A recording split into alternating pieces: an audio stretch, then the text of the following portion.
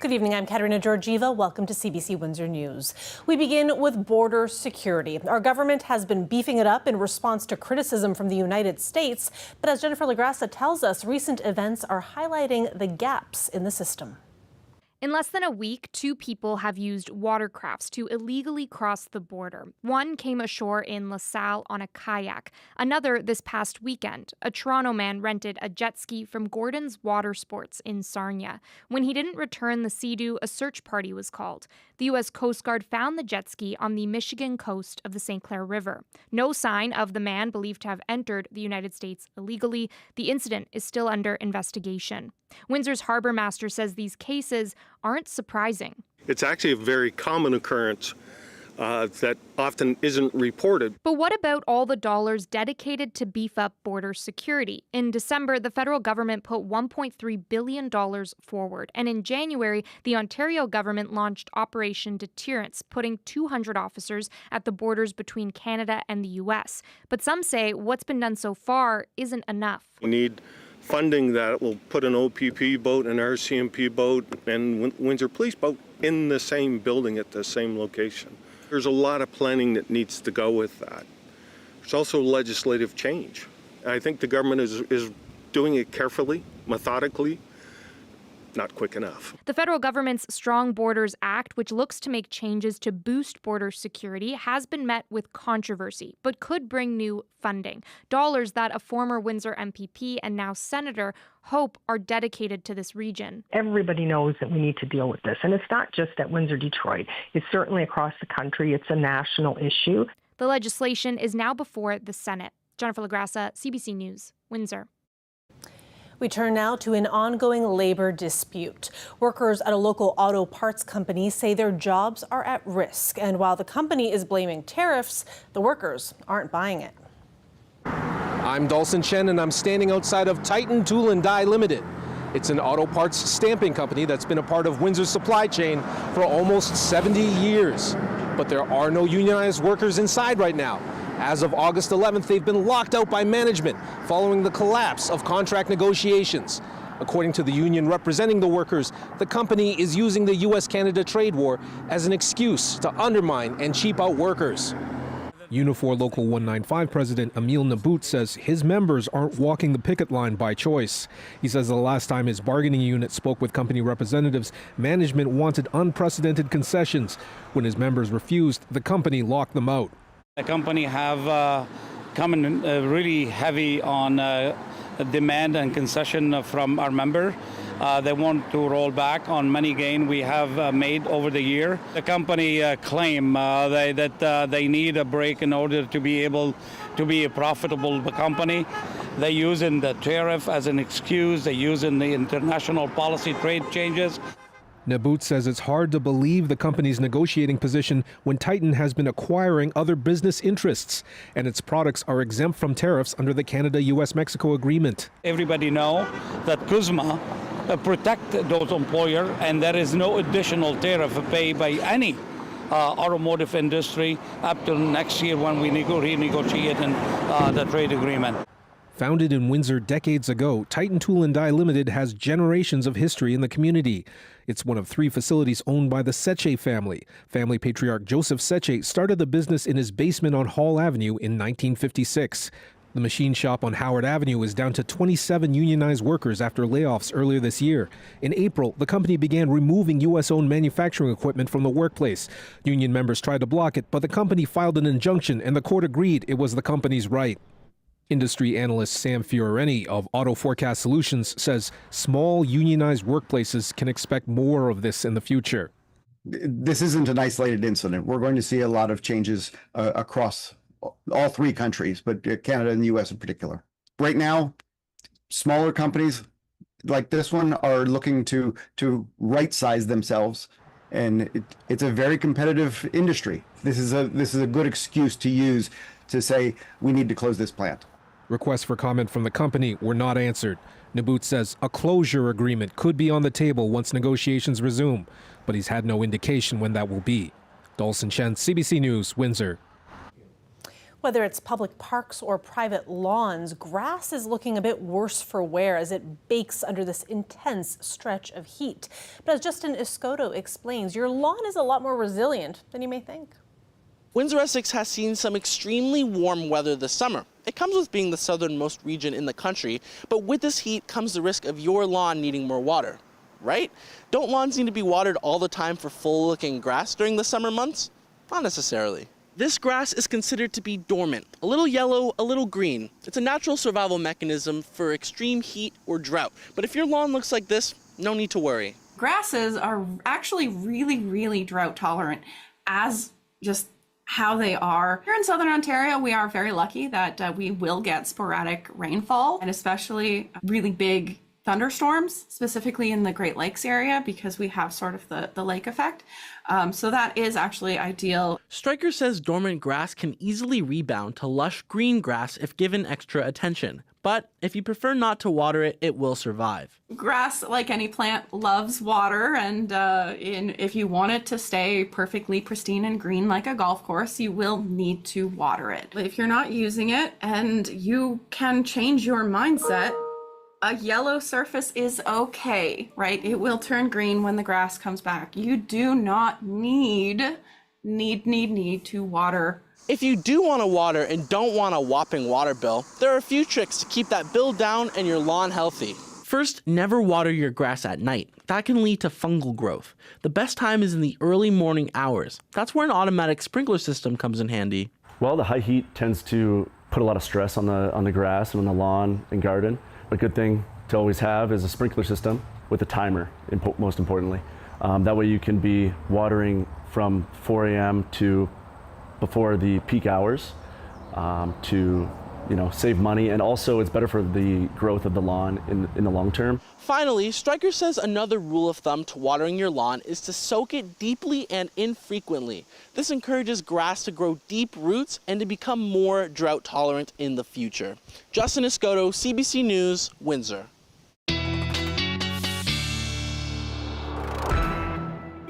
Colette Kennedy joins us now for our first look at weather. Colette, we did have a bit of a storm roll on through just in the last half hour here, which is a nice relief because boy, was it hot out today. Yeah, so that brings the temperature down, at least temporarily. We can still have it pop back up because the sunset's still a little ways off, right? But yeah, you can see that cluster of lightning strikes in there associated with that cell moving through, essentially kind of, happy to take any moisture, any rainfall that we can get through here. So tracking to the east of Windsor, headed towards Lakeshore, crossing the lake, and this eventually will be popping over towards you in the next half hour or so in Chatham, Kent. We know we have that heat warning that is still in place, extends all the way into Atlantic Canada. We've got one more day to go, and then we'll begin to feel some relief from the humidity, although it will still be warm. Your low tonight, 22, tomorrow, 32, feeling like 40, but with some afternoon thunderstorms, and behind that, some drier air moves in. Okay, thanks very much, Colette. You're welcome. Up next, a new bus company has entered the Canadian market as young, budget-conscious travelers drive up demand for a low-cost bus service. Flixbus came to Canada after Greyhound's exit in 2021. As Paulo Dehachik tells us, connecting a country as big as Canada is a challenge. 10C and 6C. Yes. Welcome. Thank you. Travelers fresh off the airplane and en route to the mountains, not a rental car in sight. Here, we were trying to stay on a budget, so the bus was the best option. We're kind of like broke college students, so we just got the cheapest thing we could. This trip from Calgary to Banff is one of the latest routes offered by German company Flixbus. The company launched domestic service in Canada in 2022 and says it's been doubling its mileage every year since. We as Flix believe in intercity bus. It's actually growing. It's one of the biggest transportation markets across the globe. Flixbus started with trips across the U.S.-Canada border, followed by domestic travel in Ontario, Alberta, and Saskatchewan. The company targets travelers from all walks of life, but one generation stands out. What do you think is the average age of people on this bus? I'd say in their early 20s, maybe around 20, yeah. They don't want to drive. They prefer public transportation, no hassle, actually travel. So that is an increasing trend. This is a strong trend. Actually, underlying our growth. Flixbus isn't the only game in town. Canadian competitors like Red Arrow, eBus, and Rider Express say they're beefing up their service as well. At the end of the day, having more companies come in and provide those services in the inner city bus market is helpful. But this transit expert says many rural and remote communities may be left out. You'll need government support when it comes to looking at some of those further out places. Arriving in Banff, customers say they got what they paid for.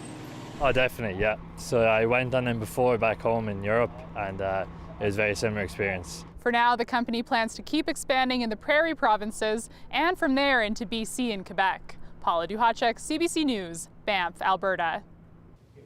The ongoing trade war with the U.S. is affecting some salty snacks. The dispute is changing not only how Canadians shop, but also what stores are putting on their shelves. Julia Wong explains why some pickles are the latest product impacted. For Crystal Porcher, pickles are kind of a big deal. The Edmonton woman snacks on them at least twice a week. I mean, always with a grilled cheese. Always. You have a pickle. It's classic. But in many grocery stores across Canada, a jarring sight. The iconic Bix pickles are not available anymore due to unfortunate tariff impacts. We've got a border dispute that just makes that transfer back and forth across the border expensive. Every year, Treehouse Foods buys its lids and 11 million pounds of cucumbers from Ontario. But assembly happens in the U.S. Now, when they come back into Canada, Ottawa slaps the pickles with a 25% retaliatory tariff. That has, in some cases, really inhibited the retailer's availability to justify carrying them. Bix is only sold in Canada, so the company isn't relishing the dragged-out trade war. Sales are down about 25% in the last 3 months, putting the company in, well, a bit of a pickle. And that's less cucumbers and less caps, things we'll buy in Ontario. Amid the ongoing trade war, patriotism has swelled, but that could backfire in some cases, experts say. That Buy Canadian is sort of coming back to bite, pardon the pun, the Canadian farmers. Another complication of intertwined economies. There are other products that have somewhat complicated supply chains, and I suppose pickled vegetables are an example of that. Back in Edmonton, Porcher says she'll make do with what she has, but pickles being caught up in the trade war leaves a sour taste in her mouth. Personally, it's not great. Obviously, I'm gonna be paying more for something that I love to eat. If I can't find them, I'll have to suss out some other options. The company behind Bix says it's reaching out to U.S. lawmakers to lobby the Canadian government to remove the counter tariff. But with no guarantees in this trade war, businesses and consumers are left to deal with the consequences. Julia Wong, CBC News, Edmonton. You don't need a telescope or binoculars for this next story, just a willingness to sit still and look up. This Wednesday morning between 3 and 5 a.m., you could catch up to 60 meteors an hour streaking across the sky. We spoke with the Royal Astronomical Society of Canada about what to expect. A Perseid meteor shower is an annual meteor shower when the Earth basically smacks into the debris left from Comet Swift-Tuttle. It's a good time to see them because most people are on vacation and the weather's good, and you'll generally see streaks up in the sky, and those streaks are called meteors. In Windsor, you'll only be able to see the brightest of the meteors. Less bright meteors are visible in a dark sky environment. We will be out at Point Pelee with the Astronomy Club on the night of August 12th to the 13th, and the park will be open the entire night. Entry is free. So if you're out there and you're looking around in the sky, you don't need binoculars or a telescope. You should be able to see quite a number of meteors and different kinds, some with short streaks and some with long streaks, which are a lot brighter. Last year, when we didn't have the moon in the way, we had 1,000 people come out to Point Pelee. And we've got our telescopes out there and our green laser pointers, and we will also be showing you the sky, what's visible in the sky at night, including some globular clusters and planets and star groupings. Very cool. Live look outside there. That heat continues to hit our region, and you can see some of that stormy action, those stormy gray clouds in the sky there. I heard some thunder rumbling through not too long ago. All right, stay with us. When we come back, we will have international news for you.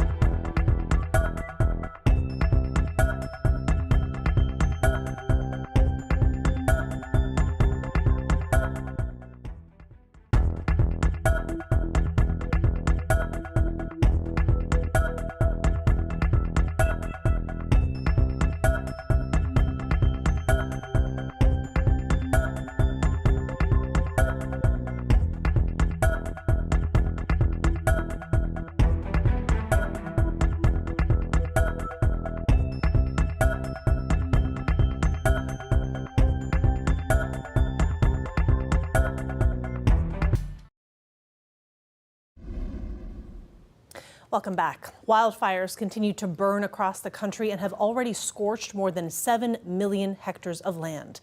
In Atlantic Canada alone, 23 fires are burning. A handful of wildfires are burning out of control in Newfoundland and Labrador. Here you can see water bombers tackling the Kingston fire, which is on the east coast of Newfoundland. It is now the largest active wildfire in the province, covering an area of more than 5,000 hectares. And in international news now, Gaza health officials say at least 40 people have been killed in Israeli overnight strikes. The victims included Palestinians seeking humanitarian aid and also 5 journalists, including a prominent Al Jazeera correspondent. Rights groups are condemning the attack. Susan Ormiston has more.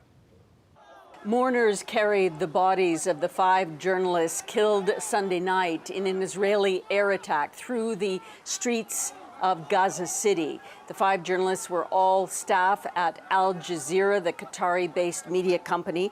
The targeted attack hit their media tent just outside Al-Shifa Hospital in Gaza City. One of the journalists, Anas al-Sharif, was one of the most prominent Al Jazeera journalists, Palestinian journalists in Gaza. The Israeli Defense Force acknowledged they had killed al-Sharif quite quickly, saying that he was in fact a member of a Hamas terrorist organization posing as a journalist. Al Jazeera categorically refutes these allegations, saying that he was targeted in order to silence his voice before the military escalation expected to try and occupy Gaza City. In Qatar, there was a vigil by colleagues of these 5 journalists who said that this was a targeted killing on their team. The killing, it's an assassination, a deliberate assassination against our team to kill and to hide the crimes and the truths who have been covered by this brave team. The 28-year-old journalist left a message to be posted on Twitter were he to die, and it was today. He said, "If these words reach you, Israel has succeeded in killing me and silencing my voice." In other news from the region, Australia has also added its voice, calling on a Palestinian state to be declared by Australia before the UN General Assembly meeting in New York. Here's the Prime Minister. Far too many innocent lives have been lost. The Israeli government continues to defy international law and deny sufficient aid, food and water to desperate people, including children. Israel calls this a gift to Hamas for its brutal attack on October 7th. It says that countries taking this diplomatic action only emboldens Hamas and will lengthen the war, not shorten it. Susan Ormiston, CBC News, Jerusalem. Donald Trump and Russian President Vladimir Putin are set to meet in Alaska on Friday to discuss the war in Ukraine. Crystal Gamansing reports. Ukrainian President Volodymyr Zelensky says Russia is dragging out the war and should not receive any rewards or positives for itself. Talks about finding a path to peace in Ukraine will be held Friday, but at this point, Ukraine will not be at the table. The talks are between Russia and the U.S. The European Union's foreign ministers met virtually today to lay out expectations and possible next steps. EU Foreign Policy Chief Kaja Kallas said she wants to see a willingness on Russia's part to end the war and agree to an immediate and unconditional ceasefire. Europeans worry the U.S. will promise land concessions by Ukraine in order to get a deal with Russia to end the war. U.S. President Donald Trump was asked about the upcoming talks at a press briefing in Washington. He described them as a feel-out meeting, saying he believes Putin wants to get it over with, but acknowledges that he has said that before. No American president has met with Putin since Russia's full-scale invasion of Ukraine. Poland's Prime Minister Donald Tusk said he is waiting for the results of the meeting, that he has a lot of fears, but a lot of hopes. Security is the prime European issue, especially for those in close geographical proximity to Russia. Trump said after he meets with Putin, he will then brief Zelensky and European leaders. Crystal Gamansing, CBC News, London.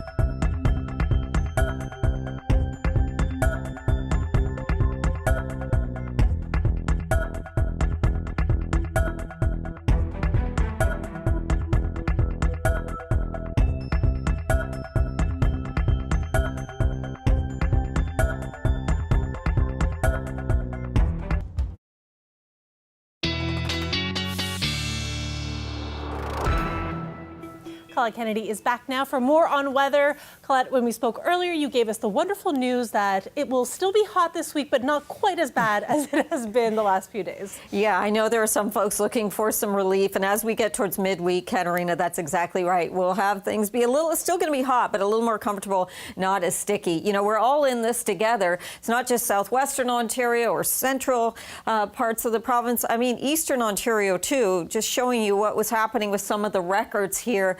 Ottawa, how about a record that's been standing for almost 150 years? This is from yesterday, August 10th, where they went to over 35 degrees, 35.1, and you can see some of these readings. These aren't all the records in Ontario, but just giving you a little taste there of what was happening in eastern parts of our province, but also giving you a taste of just how far this expands. And we know the wildfire issues that are happening too expand into Atlantic Canada. Well, so does our heat warning. So it's going to be with us, and we'll be feeling it here at southwestern Ontario for at least one more day.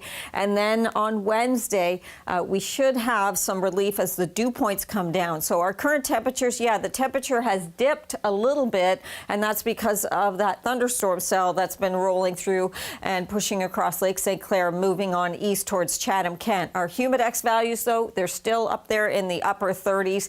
Here's that line of storms. I was giving you a closer look a bit earlier in the show, but quite a few lightning strikes associated with that cell, and it's tracking east to northeast there. You've got some activity in Sarnia as well. That's going to wind down this evening, but then as our main cold front arrives or pushes towards us, at least tomorrow, in the afternoon, again, some scattered showers and thunderstorms. We desperately need rainfall in the province, so a few areas will get some of that.